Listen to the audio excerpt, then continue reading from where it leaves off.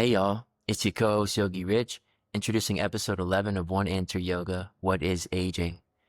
In this conversation, we talk about how aging starts to influence the body and what we can do, how tempting it is to override the body at every turn and push it to do something that maybe it's not feeling to do right now. We talk about the relationship between rest and exercise.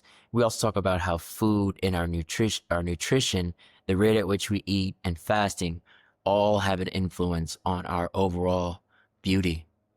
We also talk about certain standards that we hold in society and how those might not work on an individual basis. Well, anyways, please enjoy episode 11 of OneAnswer Yoga. What is aging? One love and peace. All right. Hi. Welcome Hey back. Oh, we were both just saying we're a little tired today. We drove straight back from Akron, Ohio, and I think there's so much focus on like maintaining your youth and being like full of vim and vigor and we're all going to be young forever. I gotta say, like, making that trip at 53 feels really different than making it at 20. How? Like the comfort, the energy level? Like what were the main things? All of it. Just the whole thing. And like, even like the food that you tend to eat when you're out on the road. And we even stopped at like this little food farm stand to try to get vegetables and fruit to eat. But like, even just the way you eat when you're traveling, like, I just think like our body's resilience changes as we get older. And so I was thinking a lot about that this morning of like this constant drive for youth and health and wellness and what that looks like in the context of yoga. Because even the yogis got old and died. Yeah. Right? Believe it Their or not. bodies gave up at some point. Yeah. So this idea that we're supposed to just be like super healthy and full of vitality till like literally we just like conk over and die, like what's that about? And is that even like a real thing? And does yoga actually say that that's how we're all supposed to be? Because I don't know any of the gurus that didn't eventually pass away. I mean, Yogananda passed away, Gurudev, Swami Satchidananda. Yeah. Literally all of them, I think. I heard. They're not here anymore.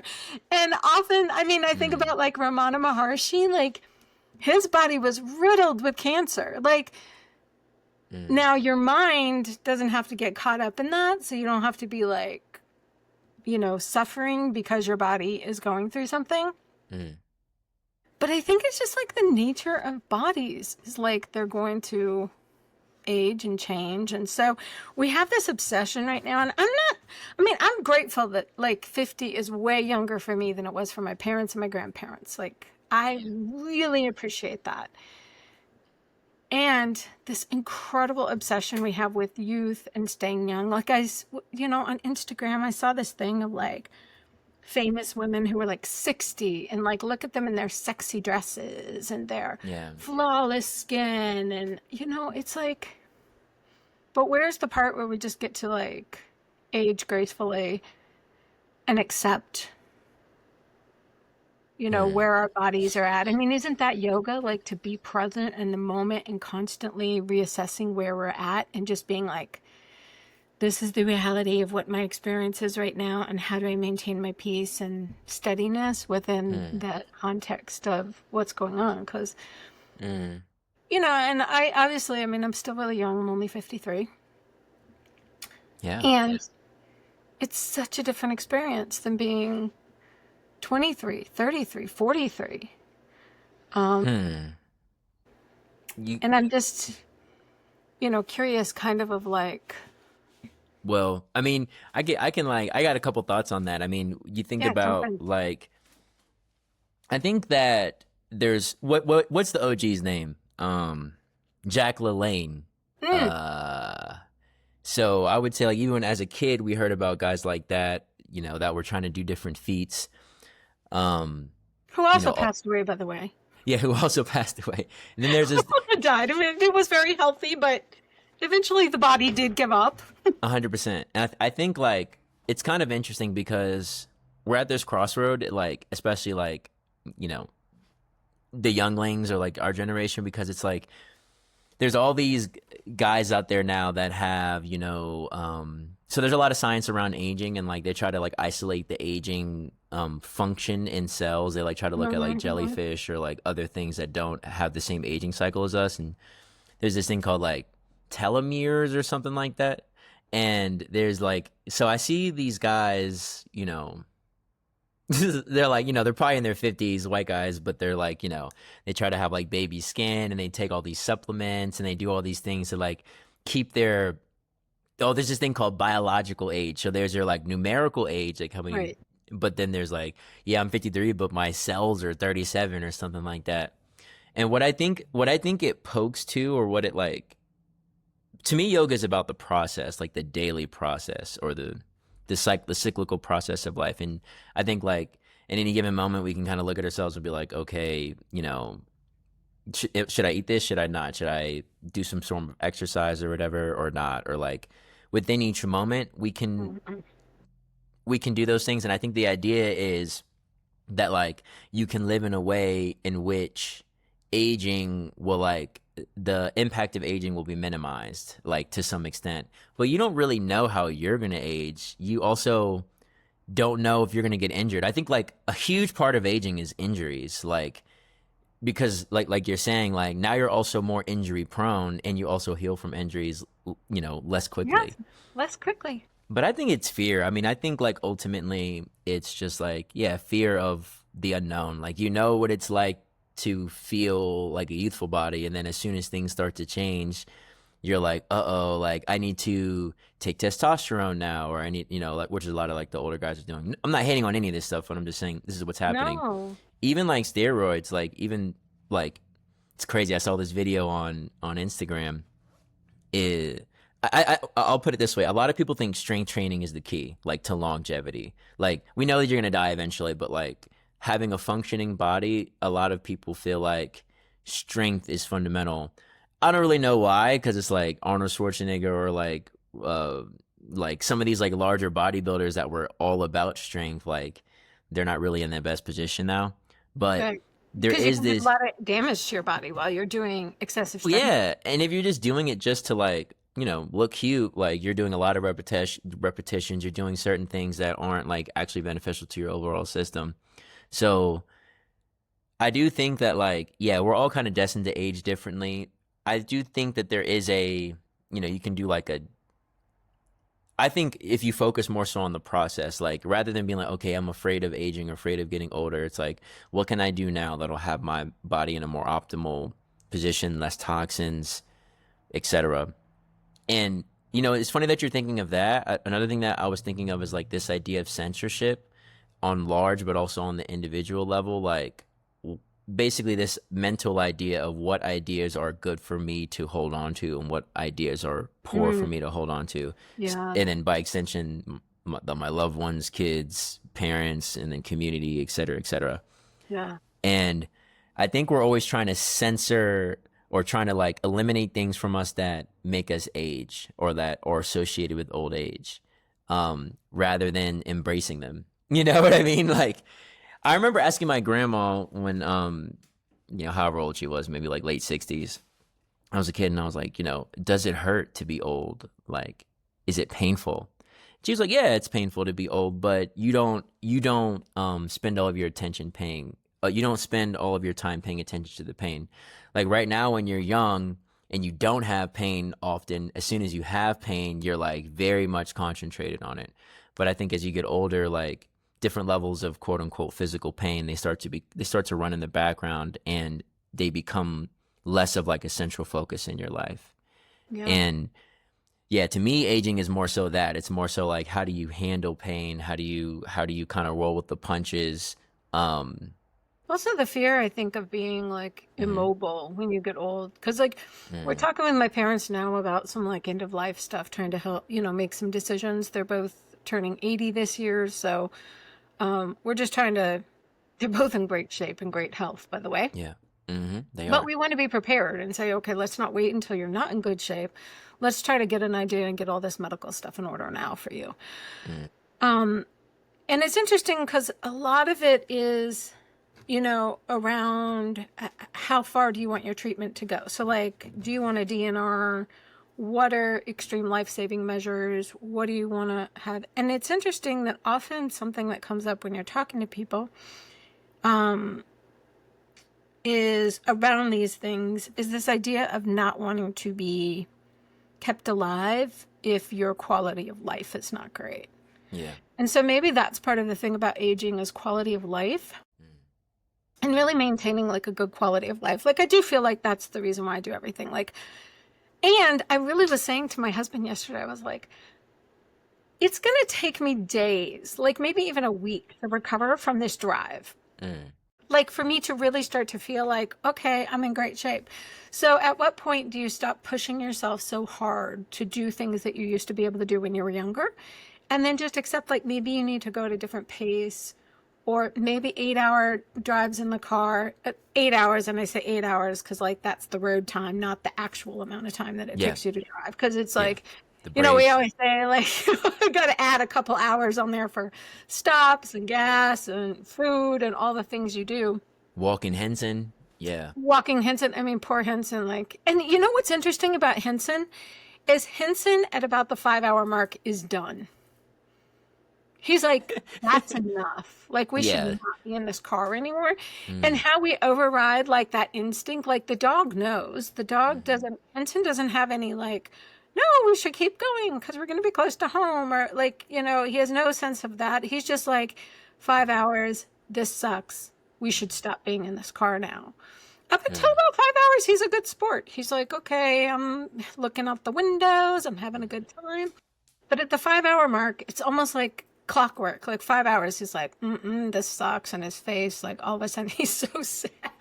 Yeah, he's like, this is ridiculous. He's like so droopy. And we try to give him treats and offer him like roll down the windows. And he's just like, no. Yeah, he's like, I want out. I want out and stop now. I'm not playing your little human games. And that's totally how I felt yesterday. I was like 5 hours. I was like, I want out now. Like, but it's funny because we talked about stopping and staying in a hotel. And then I still had this override of like, no, it's 3 more hours. Let's just keep going. And this morning I'm like, oh my God, why? Why do I push myself so hard? Like, why was that necessary? Why was it necessary? Like, we can afford to stay in a hotel for one night, like 100%. One more night. That was not prohibitive. It was not going to harm us. But for some reason, this drive to sort of like perform at a level that I felt familiar with or comfortable with, or like, no, I can do 8-hour drives in the car. Like, I can still do that. I feel that. I mean, I think, you're making me think of a couple different things because, like, when it comes to getting a little bit older and just like, you're also making me realize how we don't like truly live in a village. Like, yeah, you have your parents in your life. I'm sure you have friends, but like back in the day, it was sort of like, you could have friends, me and you are friends. So you're also helping me out. But like a lot of us don't necessarily have like that intergenerational friendship or multiple friends from different generations. So like our expectations can be off. We also have our parents. I think like for me, it's interesting that you bring this up. Like, big shout out to my mom. My mom was a workhorse, like workhorse. Mine 100%. Like she can just wake up at 6 and work 12, 14 hours. Like, now she has to take a bunch of breaks. She's how old is your mom? They're about the same grade. She's a little younger than my mom? No. My dad and my mom, my dad was as old as your parents, but they're 17 years apart. So my mom is like 64. Okay. And yeah, so, but still like, and what it really meant to me was like, I thought it was a beautiful thing for her to have to slow down because I could see even when she was moving quickly, I think that's where we can start, where it's like, the pace that we're moving at now might not even be the right pace because we always override ourselves. We always push ourselves. When I think of like, are you familiar with David Goggins? No. Tell me about David Goggins. You can pull up on Instagram on your free time, but David Goggins I think he's 50 now. He's probably around your age. And he is sort of like, what I would call him as I would say, he's like a Raja Yogi, like will, like mind over matter. and he's like literally like yesterday he posted, he was just on a run. He always does running videos, and he's running, and he's like, hey, I'm on mile 199 of this ultra marathon. Like, what have you guys been doing for the last 65 hours? He's like, I know what I've been doing. Things like that. So he wrote, awesome, but at the same time, like, wow. well, his whole point is he's trying to like, he's an interesting guy because he's like, I don't do any of this for show. I have a full ultra workout. He's an ultra marathoner, and he's a cyclist, and he was a Navy SEAL for several years. And his whole mindset is like, I was a Navy SEAL. As a Navy SEAL, I'm supposed to be physically vicious. Like, I'm supposed to be able to do all these things. And then he's kind of like judging the other SEALs and being like, you know, I got to the SEALs and all these guys are taking nights off and slacking and stuff. Like, I didn't think that's what we're supposed to do. And his whole point of view is that like, this is like a mental callousing. This is like, he says he gets downloads while he's running. Like, it's much more of a spiritual practice and a mental practice than it is a physical practice. But generally he just tries to like encourage. He's a man. He's probably has more of a masculine audience, especially because of how he speaks. He's like really harsh and stuff like that. Yeah. But he's basically like, you know, cut out the crap in your life. Like, try to like tackle the things that you know you're supposed to do. You're not going to like it, you know, when it's 4 a.m. and you have to, he's like, sometimes I'll just sit down and look at my shoes for 20 minutes before I put them on. Like, he's just trying to exemplify the fact of like the strength of will. He had like, when he talks about like his SEALs training, like he had 2 broken legs and he had to run miles on them. He has terrible knees. He has no cartilage in his knees. It's just like bone on bone. And he's just kind of trying to exemplify this, where he's like, I don't post about this, but I just want y'all to know, like, you don't have to do this for anybody. You can do this for yourself, and you can set your own standards. So there's guys like that. There's such a weird, like, that's where Instagram's so weird too, right? Like, yeah. I mean, I don't 100%. Know that we should. I admire somebody who does that. That's fine. That's for you. But I don't think we should be like putting those people on pedestals and saying, hey, we should all be like overwriting. Well, he writes a book. So that's the reason why he's famous, is he's an author. So he already wrote a book called Can't Hurt Me, which came out maybe 7 years ago. I could probably look it up. And then he wrote another book, David Goggins books. It's called, Can't Hurt Me and Never Finished. So he wrote one book in 2018, and then he wrote another book in 2022. So that's part of the reason why he like gained a following. But that is very much, I would say that exemplifies the energy that we're talking about, like overriding the body time and time and time again. So then you get to this point where you get into the habit of overriding the body. And now all of a sudden your body's like you can't, like, things are shifting now. Like, and I think that we can start there, where it's like, try to get in the habit of not overriding the body. You can work with the body to help it grow. Like, if I do a hard work, I'll say to my body, and this is like the opposite approach of David Goggins. David Goggins would be like, you're just being a weak little, you know, you just being soft, son. Like, that's the way he has to talk to his mind, like a military drill sergeant, in order to push himself. And to me, I'll just say to my body, I'm like, hey baby, like, you know, I like to call my body baby. Like, my body's feminine in our little relationship. And I'm like, you know, hey, baby, we're going to push ourselves just a little bit. Like, we're going to try to grow. Like, we might be sore for a little bit afterwards, but like, just bear with me. I think it'll be for your benefit. And like, that's my version of like, my son Copo is almost like it's a soft, compassionate, like, communication. And I find that helps me get a little bit further than if I were to be like, no, we need to do this, because if we don't, we'll never get there on time, and we'll da da da da da.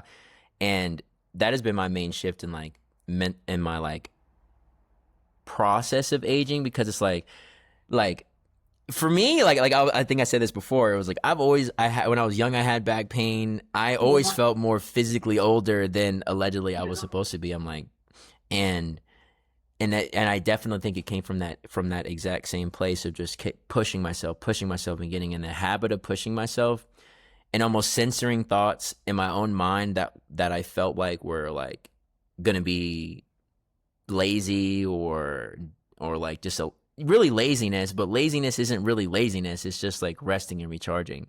So this is interesting because finish that. No. I was like, the ending thought is that like, it's like, as active as you are, you need to be restful. There has to be, I like that balance. Like in a given week or a given month, it's like, how much time am I being active versus restful, and view them both as like equally important rather than like prioritizing activity over rest. I think one of the reasons why this like whole conversation is really coming up for me is because the reason I was in Akron in the first place was I stopped over to visit a friend of mine. He also sits on the board of Yoga Alliance with me. Yeah. His name is Christopher Casey Carter, and he wrote this incredible book called The Four Permissions, or Permission to Glow, that's based on these four permissions. And the first permission in the book is permission to chill. And I love his book so much. He's like a transformational leader. He coaches leadership at like a huge executive level. He travels all over the world coaching, CEOs and executives for big, huge companies. And he's also really grounded in yoga. So he is a follower of Yogananda. He's very involved in SRF. He's a Kriya yogi. He meditates. He has like an altar. He talks about a guru in his book. And it's just a really accessible, readable book. Like I said, I got so excited. I went and bought a bunch of copies to like give to friends around me. But the first permission is permission to chill. And for me, God, it's so funny because I would not really think of myself as somebody, I wouldn't have thought of myself as somebody who was so motivated by doing and needing to accomplish and needing to have some sort of outside feeling of approval or accolades or titles or anything like that. That's just not how I thought of myself. But since I left as executive director and I resigned from Integral Yoga, I found myself really like wanting to jump back into something really badly. And wanting to be busy and wanting to have pressure and wanting to fall back into the habit of executive level pressure. And really forcing myself to be like, no, if you want it that bad, if you feel like you need it that bad, then you definitely get to not do that right now. 100%. Because if it's meant to be, fine, you'll find something like in a year. So I've kind of put myself in like timeout for a year. Where literally I'm like, no, you get to chill. Now, I will say I'm very privileged. We are very fortunate that financially I'm able to take a year off and really just chill. And so I recognize also the privilege in that. And I'm really trying to appreciate the privilege and be like, take advantage of that privilege, because who gets to do that? And there's a million people on this planet that would be like, wow, you're so lucky. I can't believe you get to actually just sit down and read a book on a Monday afternoon. But it's so funny because it is so uncomfortable and it is such a challenge for me to just chill out. And I feel like yesterday the car ride was just like symptomatic of that energy of like, I gotta do, go, go, go, go, go, go, go. As opposed to just being like, no, you don't. You could just stop at 5 hours and just chill.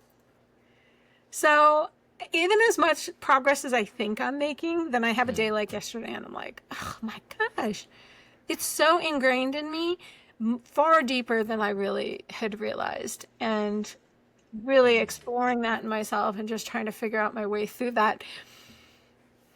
And then it gets wrapped up in the whole like pressure of the internet, pressure against aging. Like we're not supposed to slow down. I mean, 50 used to be pretty old, right? You were over the hill. You were on your way to retirement. I was supposed to retire in 12 years. Yeah. Like that's all that I have left of my, I'm supposed to be coasting to retirement if I lived, my grandparents' time frame. 50 was grandma years. 50 was, not a whole lot of expectations societally from like who you're supposed to be or what you're supposed to accomplish. Or obviously that's not the world we live in at all today. Yeah. 50 is like, no, you were supposed to be in your prime, like do phase. I mean, people in their 30s, I think, are not even expected to like, they're expected to have a lot and be going, but it's like in your 50s, you're supposed to be like, yeah, I'm on fire. I'm like, ruling the world. Yeah. This is it. This is my like last run before I retire and like at the top of the field. Yeah. I don't know. I think that's crazy.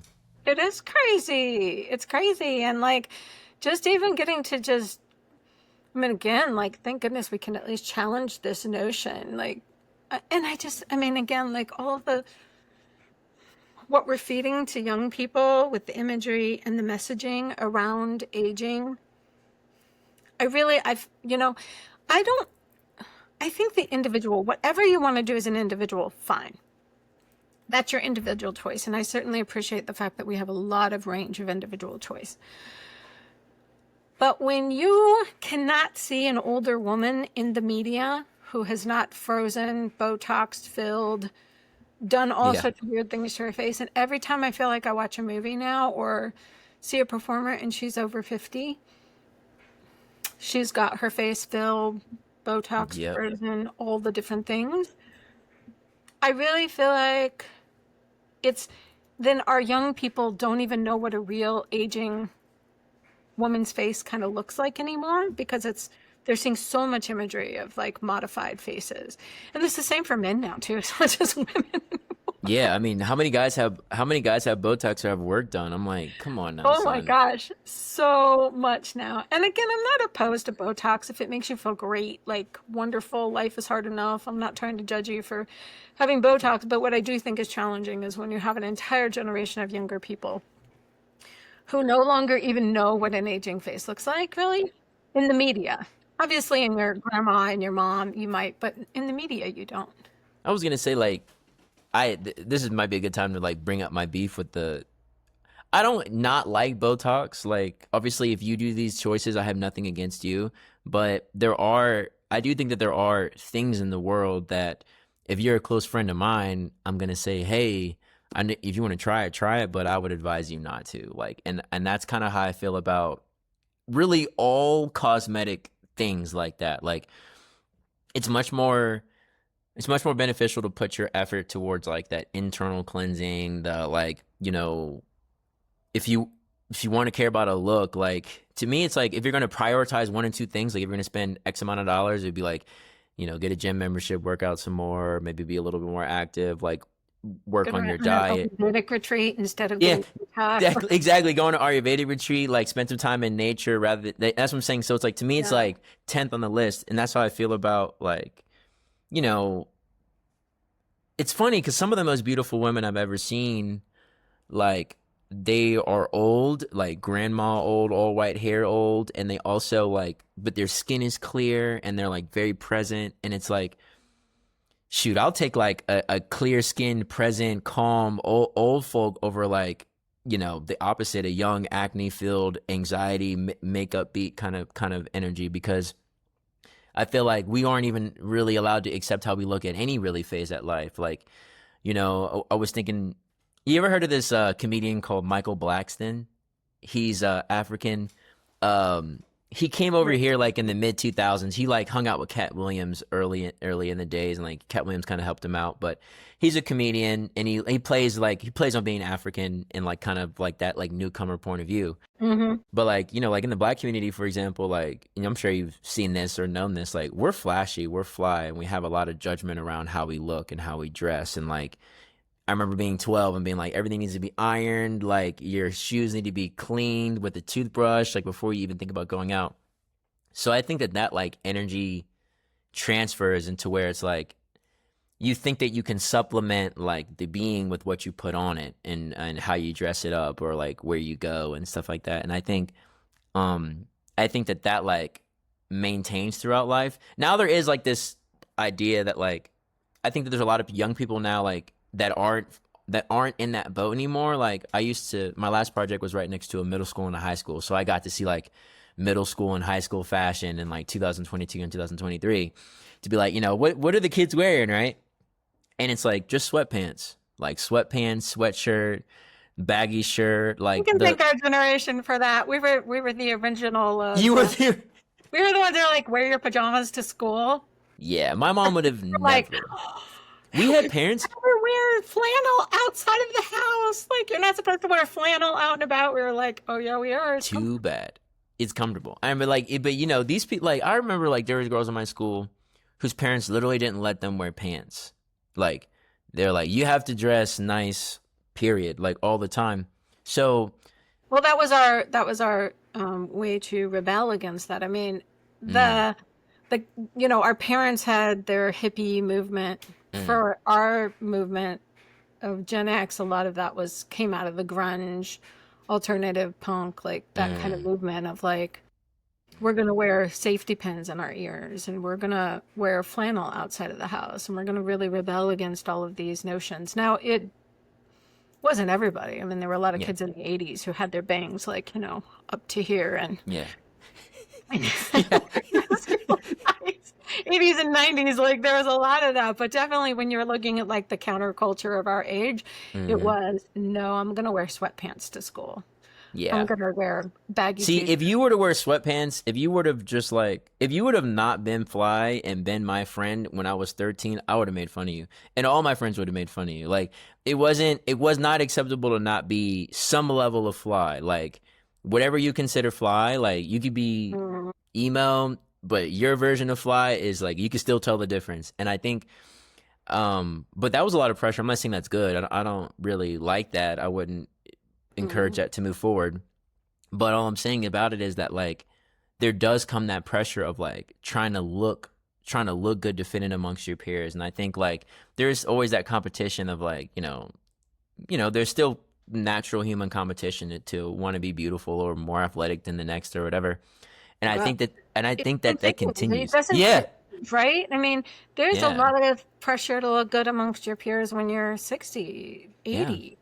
And that's what leads to and that's what I think is leading to that's what I feel like is driving a lot of the Botox, or like also on the more masculine side, like testosterone and, all these different things, rather than leading into that aging aspect of life where it's like, okay, maybe I can use this new energy and, more chill, more relaxed, slower paced, longer times to heal to like, maybe that's the energy I need in this next phase of life. Maybe I'm not meant to overpower like that grandfatherness that's trying to come out of me. Maybe I should embrace it because then that's what like the grandchildren, for example, or whatever, that's what they might need from me rather than like this like overactive, person who's trying to be like relive his 20s.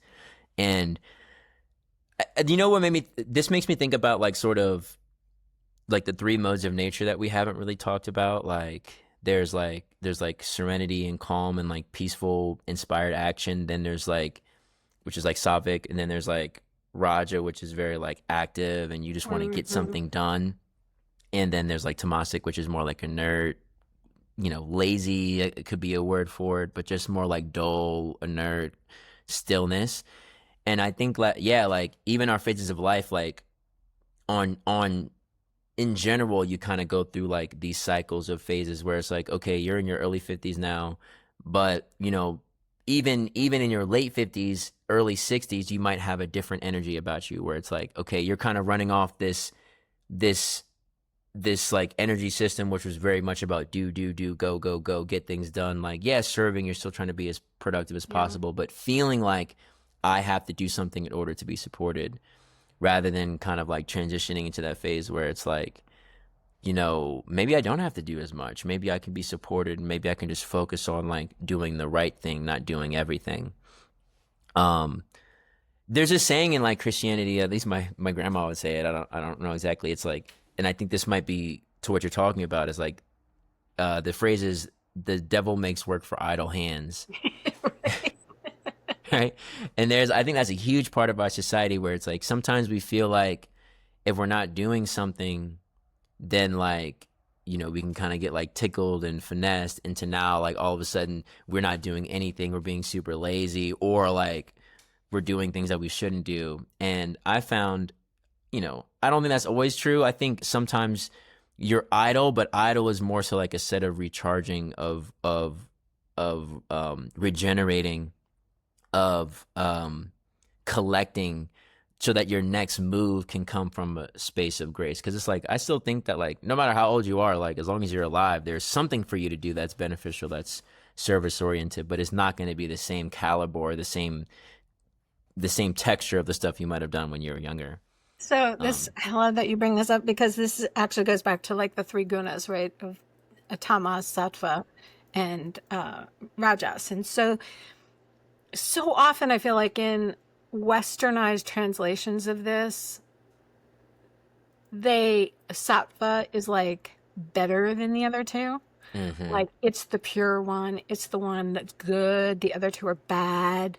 Yeah. But we each have our own innate just energy. And it's not bad or good.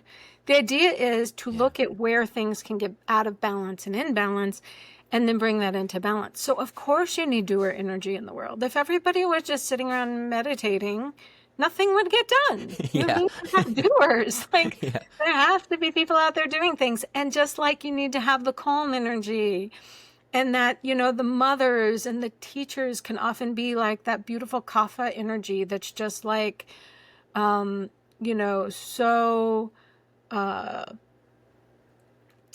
what people think of as sort of like this tamasic energy gets mixed up with kapha. And I'm like, no, it's like you need to have all these different energies, but you want to have them in balance. So tamas and rajas are sort of like, I think they get too locked into the three different states of, you know, pitta, vata, and kapha too often, when really it's just talking about like phases of energy and how you can move in and out of energies. Yeah. Because again, sometimes, you know, a little rajasic energy can be really useful if you need to get something done. A little bit of tamasic energy can be okay if you need to just like relax and rest. Obviously, that sattvic energy is the balance between them. And you can be pitta, kapha, you know, vata, and still have sattvic energy. It's not like, you know, just because you're kapha, you're going to be tamasic. It just means that if you're kapha, you have a tendency towards more tamasic energy. Or that tamas can be out of balance. So like for me, in case you haven't guessed yet, I have a very pitta energy. However, as I moved into perimenopause, then my energy started getting very kapha. And so I started having a lot more kapha things happening. And when it's out of balance, it can lean into tamas. And so I can be very tired and sluggish and slow. And it doesn't feel very natural or good to me. It doesn't feel like my natural state, because normally I would have such a fiery pitta energy and like this ability to do a lot. So when I say like, as I get older and I'm slowing down and more of that like kapha energy is coming up, it's the stuff I don't like it manifesting as is the tamasic energy. Right? Because I tend to be, as pitta, I tend to be more comfortable with more rajasic energy. And so I think it's really, and again, just like everything, it's all neutral. It is all neutral. There's no good, bad. There's just neutral. Is it serving you? Is it not serving you? And we want to always, as humans, I think in general, but certainly as Western American humans, we want to judge everything, and we want to give everything labels, and we want to say, this is good, this is bad.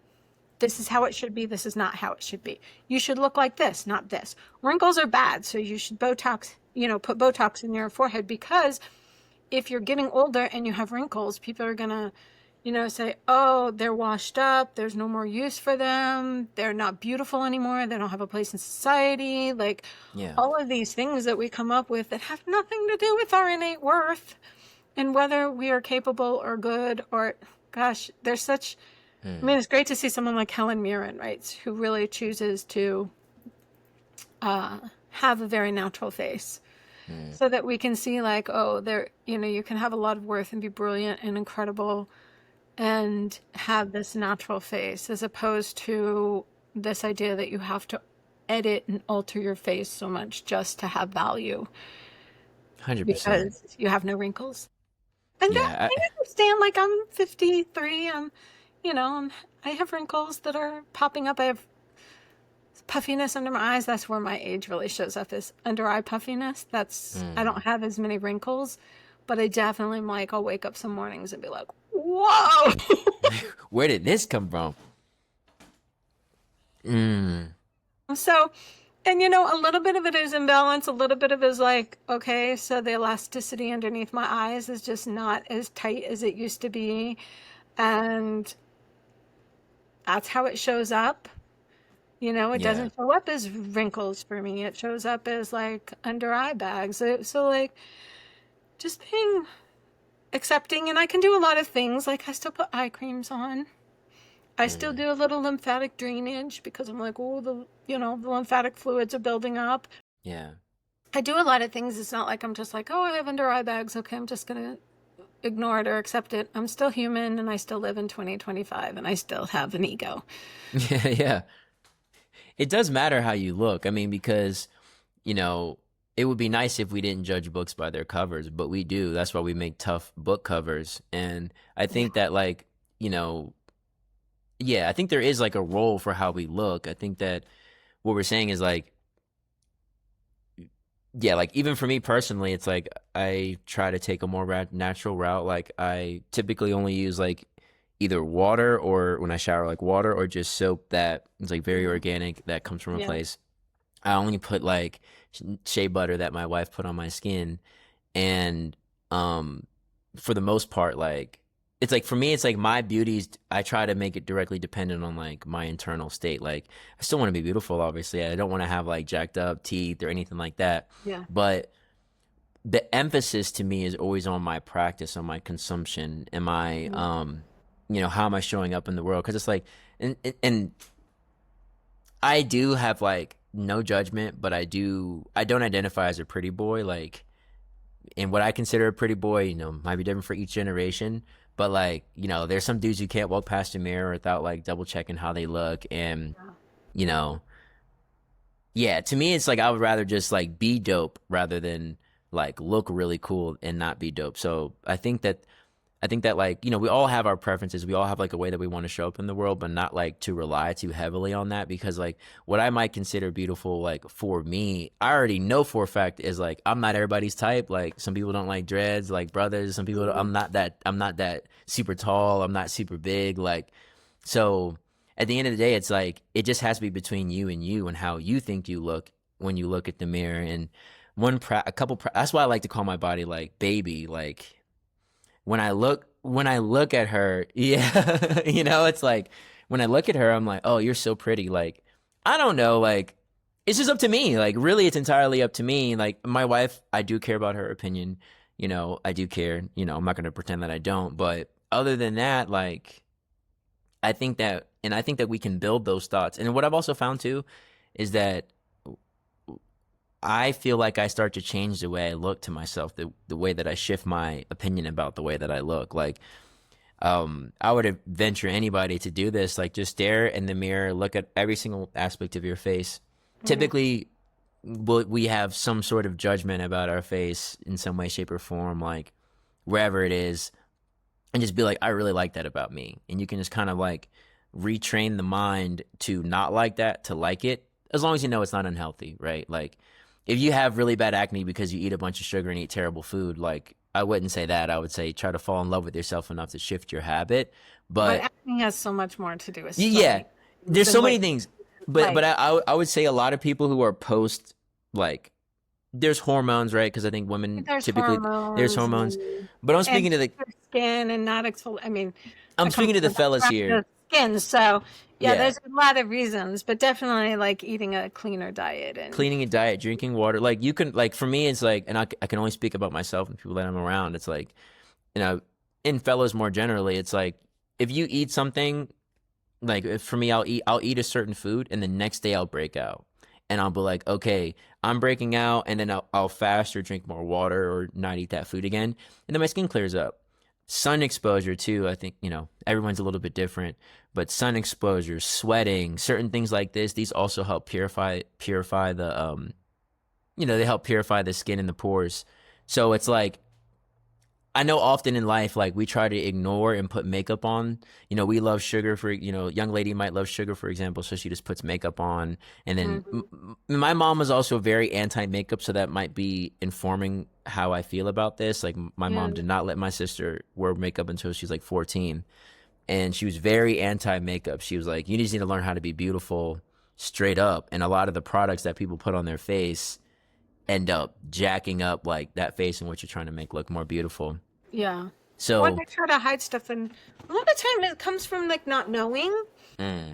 People don't know how to improve their health or their skin. And like you said, I mean, some simple things to start with are just allowing your food to digest properly. So even if you don't feel like you can do full fasting, just eating a little bit lighter or having foods that support your body. And I'm surprised how many people, even yogis, don't really understand about proper nutrition and, just how whole foods and whole form can really support your body. Like God made food as it's meant to be eaten for the best, way to absorb it. Like a piece of fruit, once you juice it, not to say you should never juice anything, but once you take that orange and you change the form of it, it no longer has the beauty and all the complexity that God meant for you to read the universe or whatever.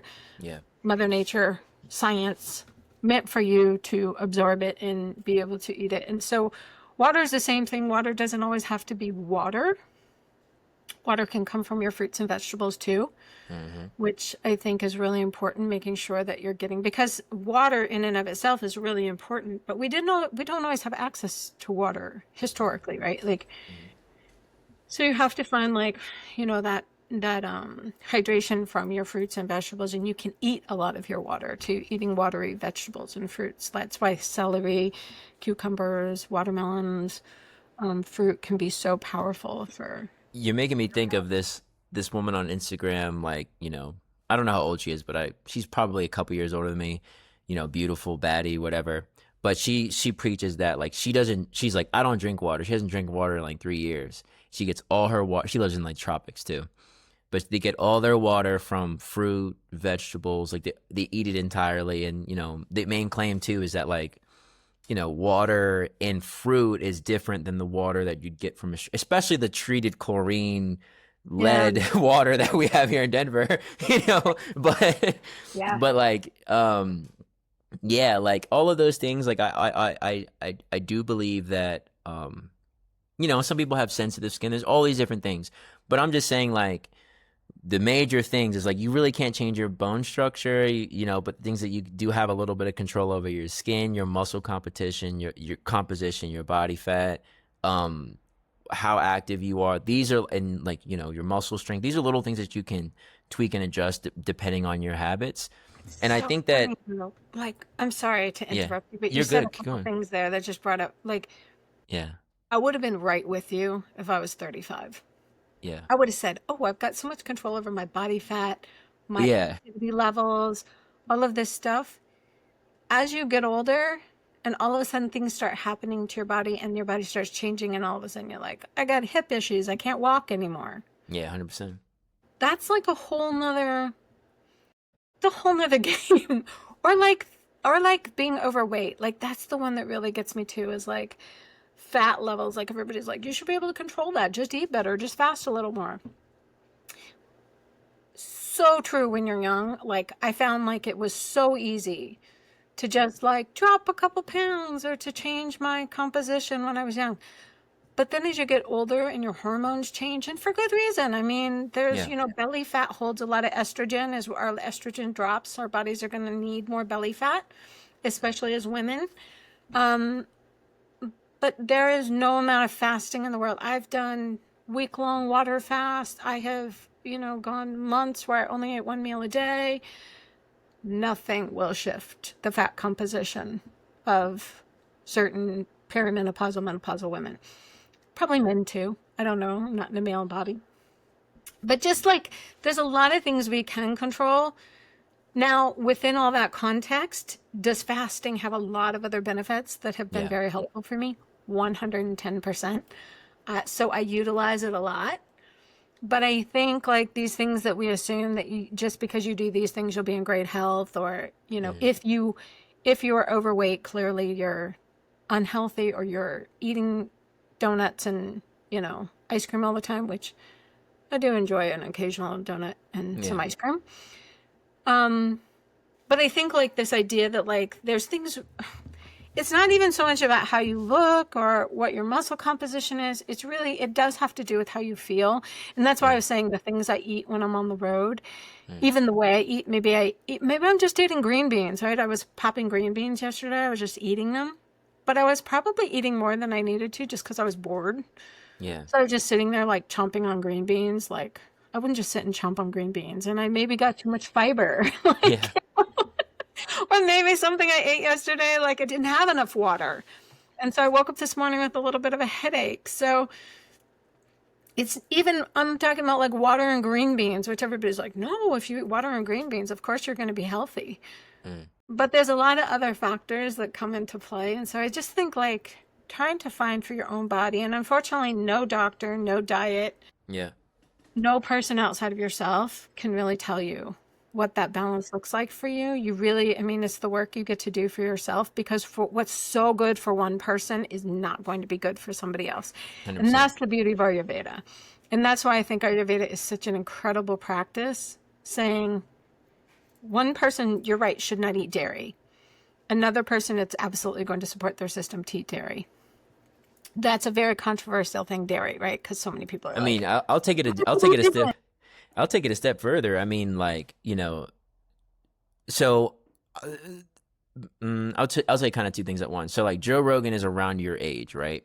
And Joe Rogan, I would say, I mean, I'll be completely honest. Like, I think biological men and biological women are a little bit different. I think that there is a more of a steady state of consistency, quote, you know, there's injuries, there's all these random things that can that can happen.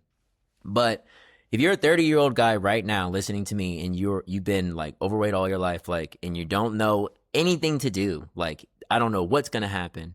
Like, I would say ketosis is the process in which your body burns your fat in order for you to survive. So it would be impossible in a way to be in ketosis and still be alive and not burn fat, because that's the only way that you would live. So for me, when I first, and I would say even grief. I mean, how many people lose weight after their partner dies or they have a big breakup? You're like, I would like, even me, like I lost, and this is not about weight loss. I'm not trying to make it about that. But what I am saying though, because I was in ketosis, literally we were keto for a year. Yeah. I was in ketosis, like we were literally testing it. I was in ketosis for a year. Dee wouldn't get into ketosis at all and was losing so much weight. I was in ketosis for a year and did not lose a single pound. Not 1 pound. It was like, how is that even humanly possible? But again, that's the difference a little bit between age ranges, weight, hormones, other factors like, you know, that can come into play. I was in such ketosis, I was getting like baseball sized knots in my legs from my muscles, like seizing up from being in ketosis. We were like, I mean, I was drinking, you know, Soleil water, which is like Himalayan salt water, every single day just to keep my muscles from like. Yeah. So again, like it's very individual, but I would say that in general, ketosis is an amazing thing. Yeah. But if it's not working for you, don't beat yourself up. Again, like there's not a one solution fits all. And I'll just talk about my own personal little journey on this, because the first thing I ever did was diet wise, like I tried to do keto. Like I tried my best to like eat avocados, and at this time I was eating meat, and then I transitioned to strictly carnivore. So I did only meat, like ribeyes, ground beef. I would also have eggs, some cheese. Like a little bit about me is I don't like dairy. Like I never liked eggs. I never ate eggs as a little kid by itself. I never drank milk by itself. And then like cheese, it's like, come on, it's cheese. But I never really like, some people could just eat cheese. Like I'm never one of those kids. So for me, like I was in a carnivore state, under the influence of Joe and like that generation. And I remember like, I was still trying to work out and do I was going to hot yoga at that time, like consistently and different things like that. And like, I remember like just being so cramped up, and that's how I knew it wasn't for me long term. But I do think like we talk about like controlling the tongue, like just there are certain things you can do at certain ages. And I think that like a lot of the people, like what I also do want to shy away from is that like, you also don't know for yourself. Like you can't be certain for yourself that like this won't work, this will work, this won't work, this won't work. So have an experimental approach to yourself. You know, understand that you have a different biology than everybody around you. Like me, like I can just stand in the sun for an hour, 2 hours, 3 hours and just sunbathe without anything, without any problem. And like I know that's not true for everybody. And I also know that like there are some things that like I can't consume that other people can, and vice versa. So you have to focus on that assimilation process. I I like found we're like, talking about your instinct, though. Don't forget mm, that instinct. Like yeah, your yeah, likes and dislikes feed into your instinct. 100%. Yeah, You will know a little bit, and if you can override like the mind chatter and get down to like really what your instinct is telling you, because often, and this is the thing I love about Ayurveda too, is it's often listening to your own cravings, desires to feed into and help you understand what's happening in your system. So like if you're like, wow, I'm really craving cheese. Okay, what does that mean? Let's look at it and see what could possibly be happening and what your body needs because you're craving cheese. Or I sometimes like I crave celery and I'm like, why do I want to eat celery so bad? And then I'm like, hmm, oh, my electrolytes are probably a little bit off. Okay, that's good information for me yeah, to know. So I know it's harder. It's harder. It's be so nice if you could just listen to Joe Rogan or yeah, yeah. Like, no, Oz or whoever the latest fitness, wellness, diet guru is in the world and just do what they tell you to do. But unfortunately, if you really want to have health and wellness, you're going to have to figure out for your own yeah. self what that looks like. And I would even say for Because me, again, somebody totally like you, maybe something would work for them. Maybe this is why I also think like I'm sorry, I'm just you jumping good. around, but this is why I think like even different yoga styles can be really useful for different people. So some people are going to want like a more Ashtanga paced yoga style. Some people are going to want more of a yin paced yoga style. Don't just listen to the trend or what's trendy or what everybody's doing or I should do hot yoga. No, if you go into hot yoga and you feel like you're going to die, don't do hot yoga. That's not for you. It doesn't matter how many people have great results. It doesn't matter how, if it is not feeling good, please do not do it. That's the best way. If it's not feeling good and you're starting to feel bad, that's how I was like in ketosis. Like I was like, I should not have baseball sized. Yeah, yeah. Something's wrong. Yeah, What's wrong? This is not good. My body does not like this. It a took me a hundred long percent. time, months, because we were so determined thinking it was going to help some other health stuff. But it took me a while to be like, this, it's easy for me to snap into ketosis. I can go into it far faster than most people can. And I was having some really serious side Yeah, effects from it that were not great. 100%. And I think that's the key. It's like you have to pay attention to quality of life, how you feel inside your body, and then listening to your instinct. Like for me, it was like, okay, I knew I always liked meat organically. Like a lot of stuff I had to force myself to eat. And then I was like, okay, so maybe this won't be fine. Well, this will be fine. I did that for a month.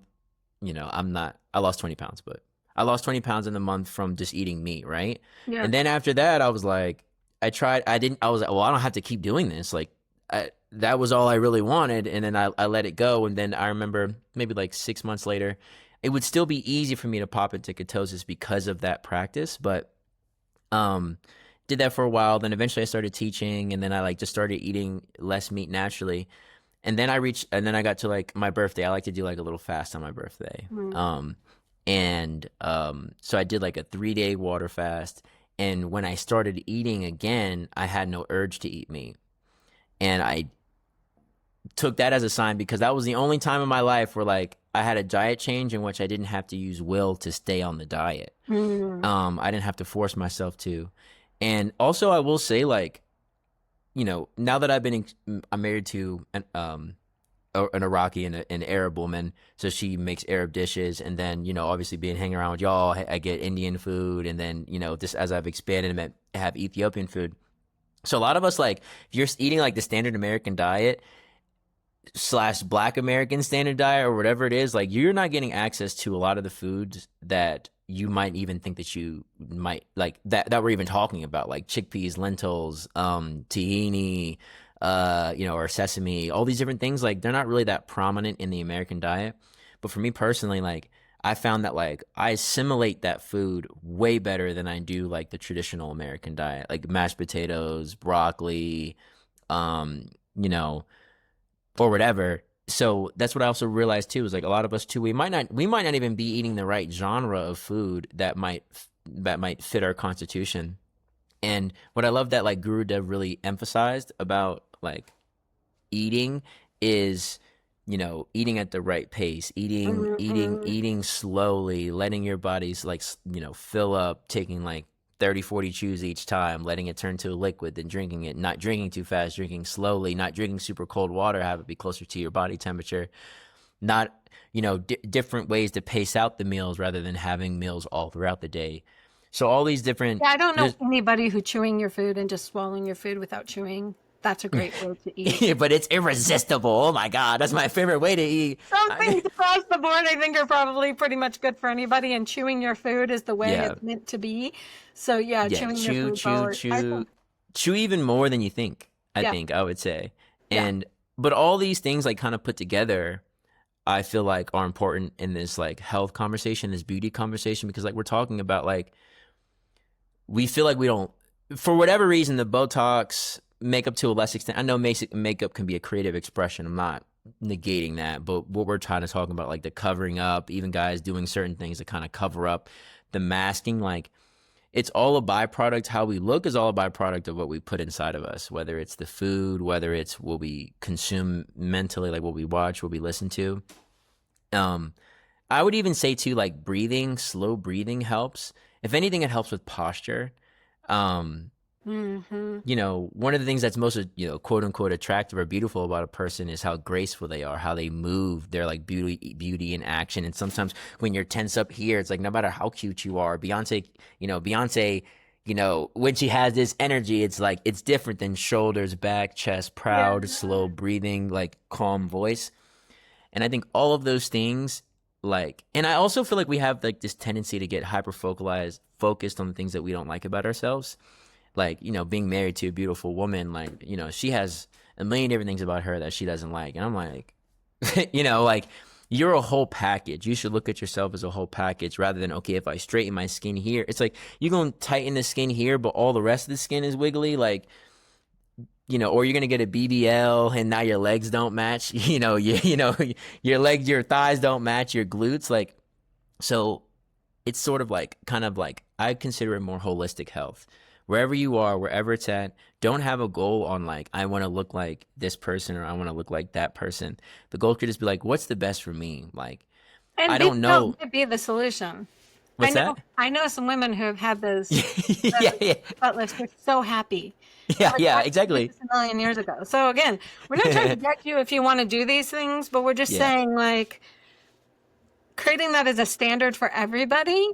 Yeah. That's the thing we want to like. Yeah. Yeah, but like you can just get lipo exempic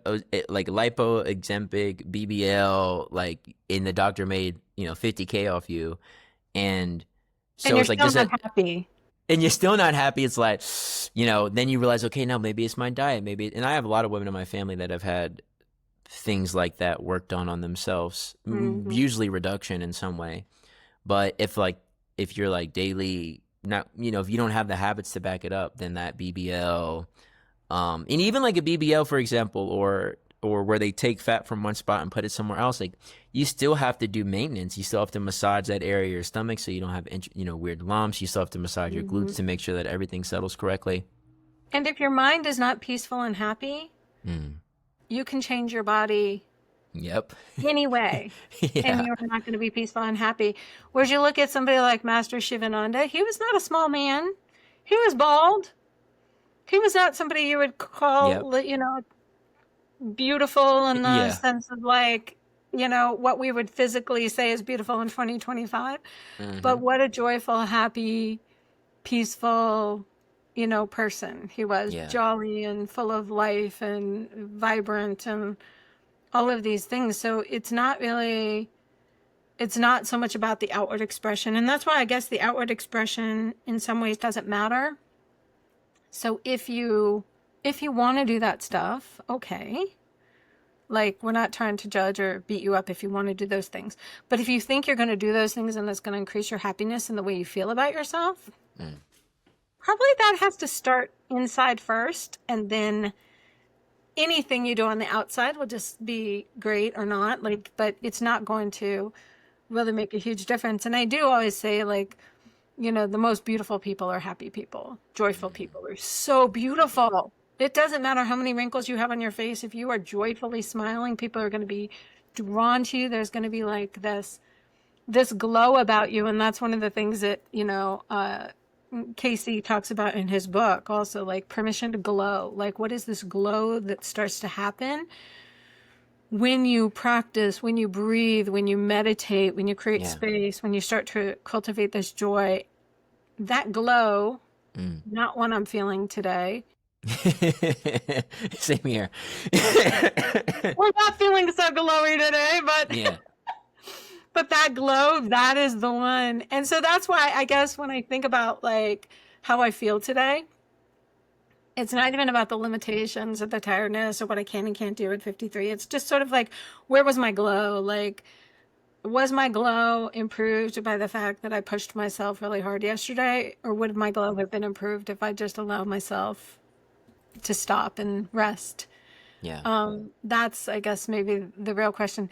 Is my glow improved by eating a bunch of donuts, or is my glow improved by eating some fruits and vegetables?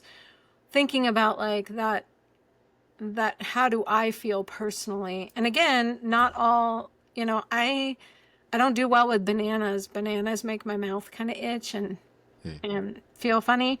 Yeah. D could eat 1,000,000 bananas a day. Like, bananas make him feel so good. I've got sisters who, like, their diet is built on bananas. They feel so good. But if you were just looking at fruits and vegetables, you'd be like, oh, bananas are good for you. No, not necessarily. So even things that you think are quote unquote good for you could maybe not be good for the individual. Yep. But definitely some things like breathing.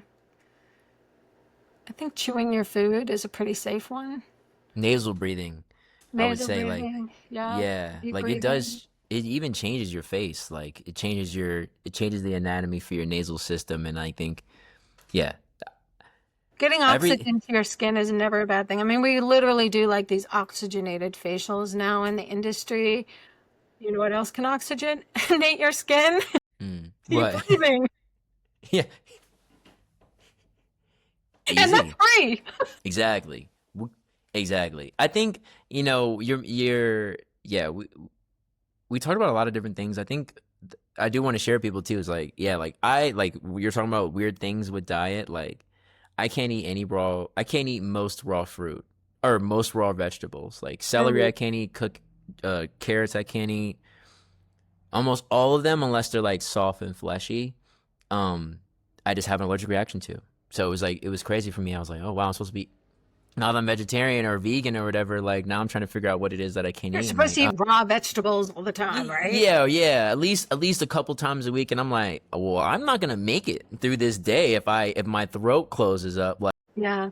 So it's very personalized. When I was on the little carnivore journey, I ran across this guy named Paul Saladino, and what I do like about him is that like he's not, he likes carnivore, but he's like, obviously not everybody's gonna be a carnivore. So what are the vegetables that are like, what are the fruits and vegetables that are the most like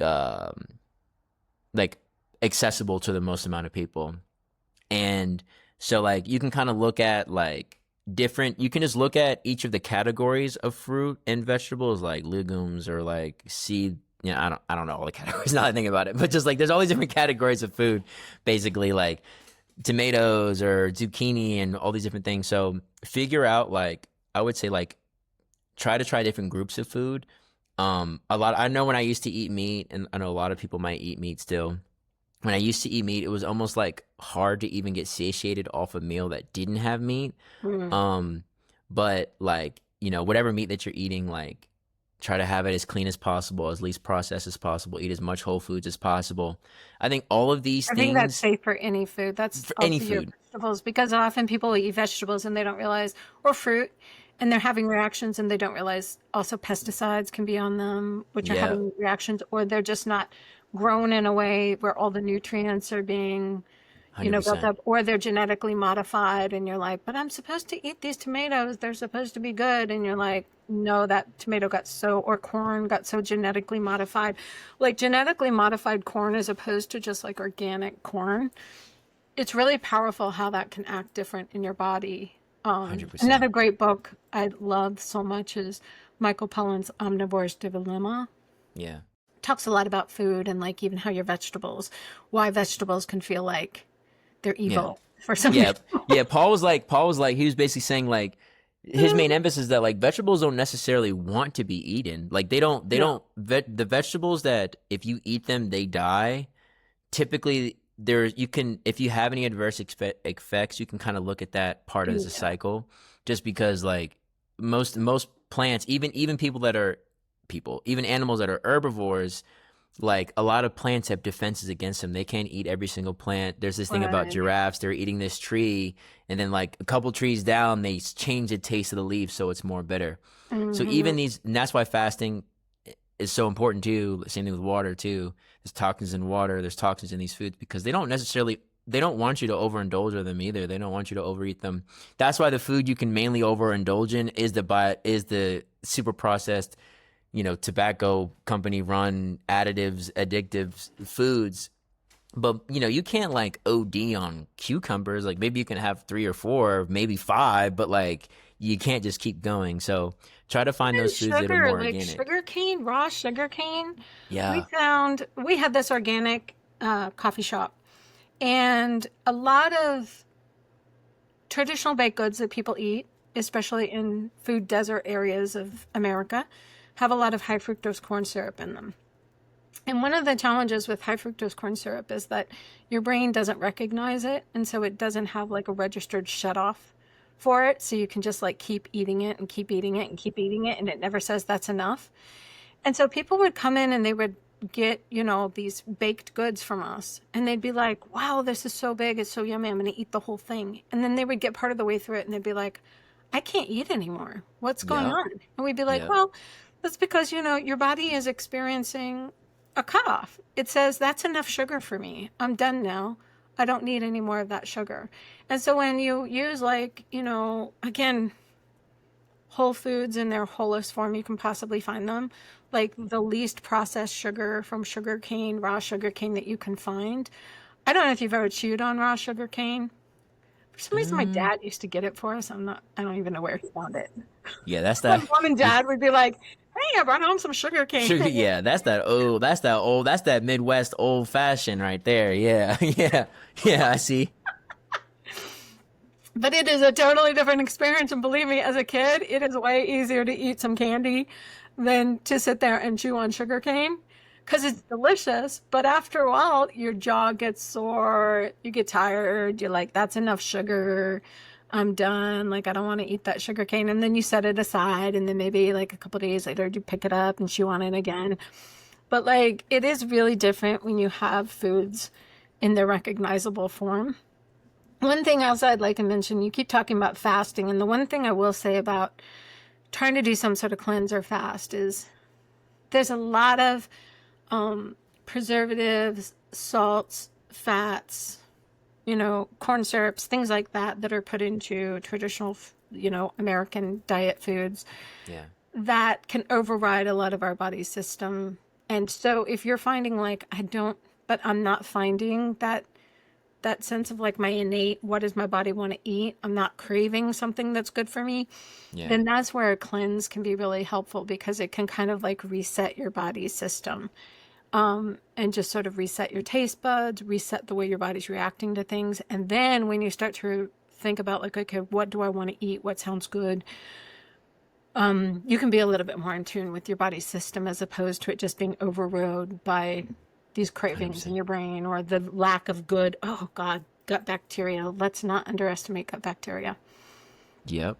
Go They back and actually, you know, is like anybody who's gone carnivore will know like as soon as you stop eating all the other stuff and you only eat meat like within like 4 days like you're gonna go to the bathroom like crazy. You're gonna cleanse like all this stuff out in your stomach. I'm sure this is I can only speak from my experience, but I'm sure this might be true for other things where mhm, there's literally like gunk that's just resting in you like and yeah, I like how this conversation kind of started off with like aging and then it sort of transitioned into food because it's like our bodies are ultimately or just consumption in general. It's like our bodies are just made of what we put in there. And I think yeah, if you can hold everything else equal, right? The quality of your food, like does make a significant difference, because like we're saying, like when your hip's broken, you still got to eat. When you're, like, or you can still eat unless you have an ailment in which you can't eat. Like typically speaking, like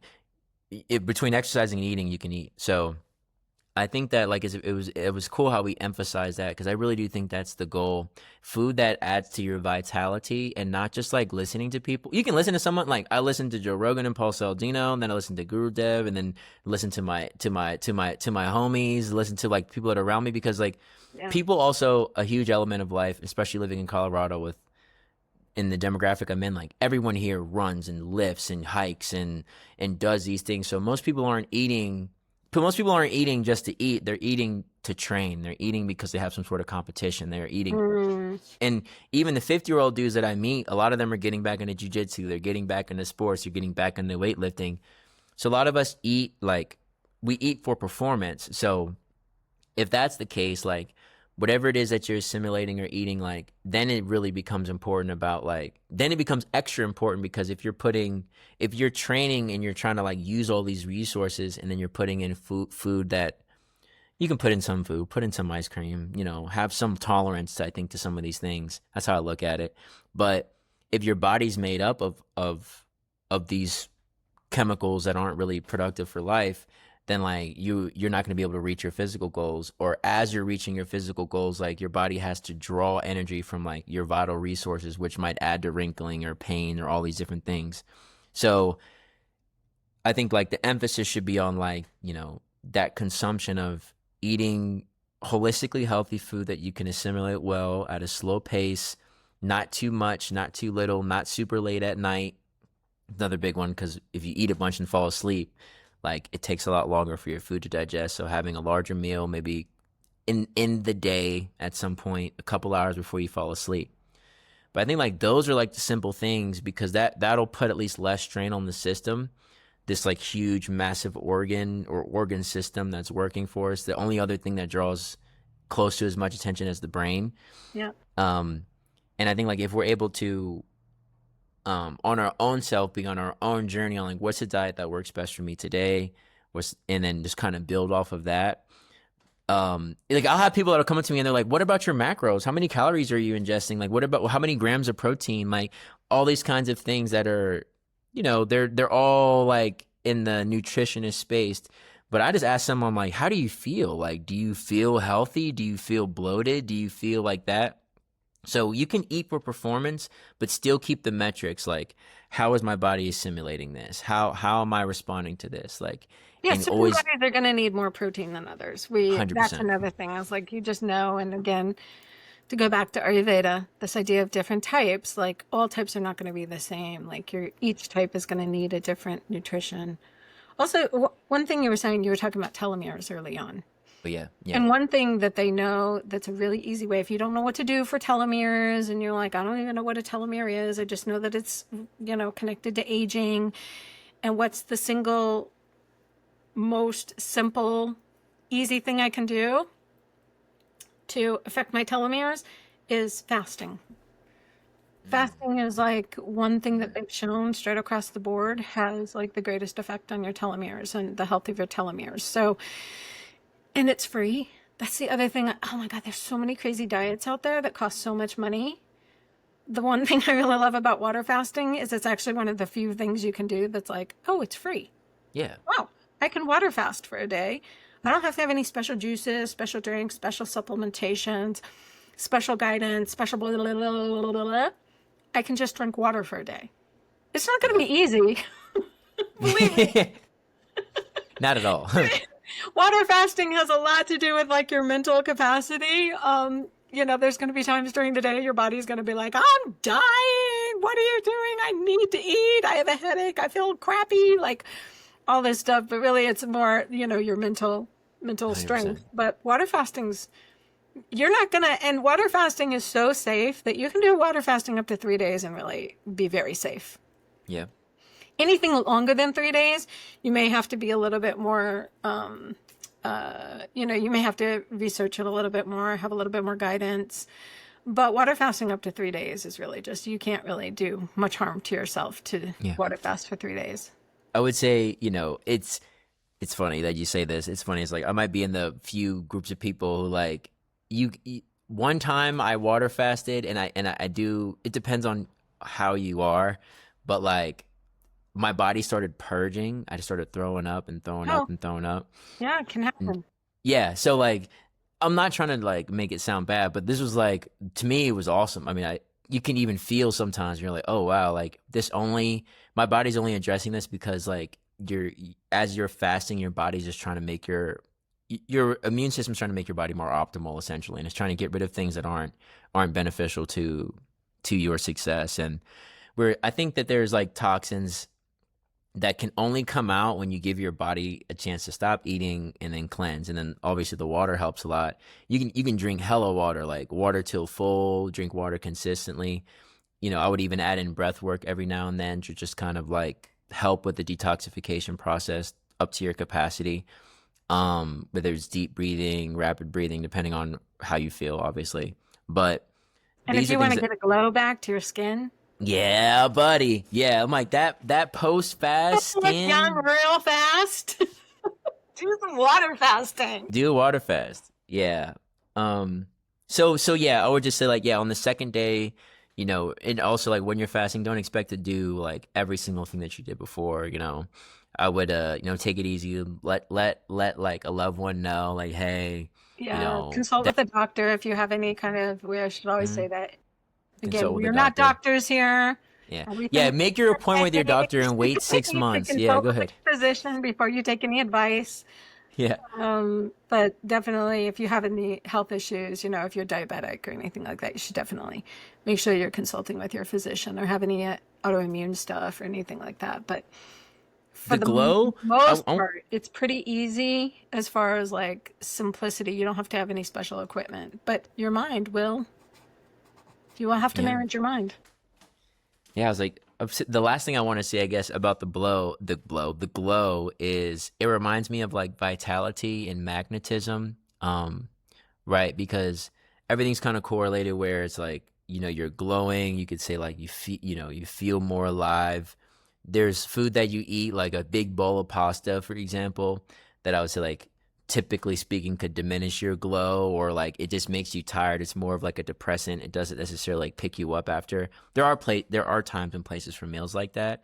But if you can just like pay attention to your meals and be like, okay, after I eat this meal, do I need to sleep for 4 hours or do I need to rest for like 20, 30 minutes? Like, and also have that be a portion of or a measurement in which you can like measure vitality in your life. It's like if every time you eat, you get super tired, you still feel super full, super lethargic. That might not be the diet for you to have like a vital lifestyle, to have more energy in your days. Um, and emphasizing vitality just across the board helps with all the other goals. Like if you're trying to be fit and exercise, like you need to have energy. You need to feel light and on your feet and able to do that. If you're trying to have a new job, a relationship, business, whatever it is, like vitality is always going to be beneficial. And I think what we're saying is like, you know, I've seen people literally where it's like, yeah, they might not look the most healthy or whatever, but you can just tell they're full of life. Like they're glowing. They have like almost like this like what is like if you look at a light and you close your eyes and you can still see the light, just like as an effulgence or something like that. But they have like this aura about them that is like what Swami Satyananda used to say, like cosmic beauty. Mm. And it's all, rather than having cosmetic beauty, emphasize cosmic beauty, like have your whole being be beautiful. Um, and yeah, I think food, what we consume, and also having like an experimental attitude, not thinking that all of the people before us have it figured out, but just know like my sister might like bananas, it might not work for me. Yeah. Um, try different types of food, experiment with your food. I would say that's Hmm. another big thing. Try to cook Don't different be so types of food. rigid about it. Like it's Yeah, okay. don't be like, Like, I love Chipotle and I'm only going to Chipotle. Like that's not. You can do it, but have that be a phase. Try different things. Try different cultures of food. obviously, I Um, do a lot of water fasting, but I mhm, also drink coffee every day. yeah, So what I do is usually I have some kind of milky substance in my coffee. It varies what that looks like. On the days that I water fast, I'm not going to water fast so long that this is about me detoxing from caffeine, because I'm not trying to like, give up caffeine long term. I use it a little bit to manage, depression, ADHD a little bit. So what I do is I just drink a cup of black coffee. Now there's lots of people who are into water fasting and be like, absolutely not. You can't have anything like that when you're Don't be so rigid. Like, figure out what works for you. I want to be able to water fast. I don't want to be so sick with a headache the whole day that it deters me from ever wanting to do it again. So Yeah, I just yeah. have black coffee in the morning, and I just, it's not my favorite way to drink my coffee, but I'm just like, okay, I'm just going to do this a little bit medicinally this morning.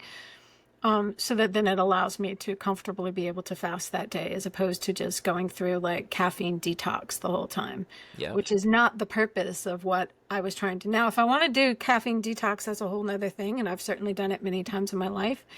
But again, you don't have to be so rigid about it that you're driving yourself crazy. So it could be black tea, like just don't put anything in it, sugar or milk, but you can have just like plain black tea or plain black coffee if you need to, because you're addicted to caffeine, like me.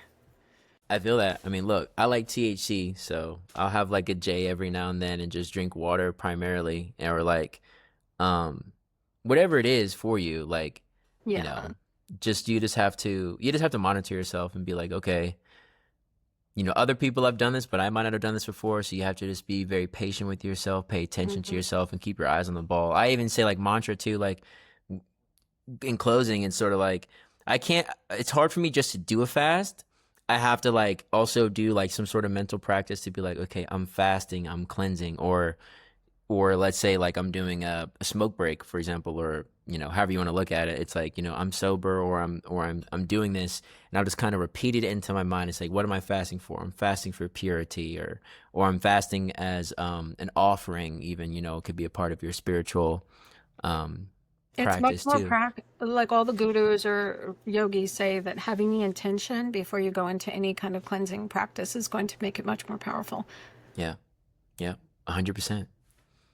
So yeah, I mean that's all I got to say really for now. I mean we could talk about this topic forever in every different direction, but um, I hope this gave you all a little bit of inspiration just to try it out in your life, just to increase your own level of. I had no idea we were going to be talking about fasting so much when we started this conversation, but maybe that's a key for you and I. Maybe we get to even intermittent, even just skipping a breakfast or 100%. a dinner or something like that, so you kind of feel your vitality coming back. So yeah, I think I'll be doing a little water fasting myself today to kind of increase my vitality. Oh yeah, I might have to join you. Cool. All right, well, thank you. Yeah. Anything else you want to say? Peace.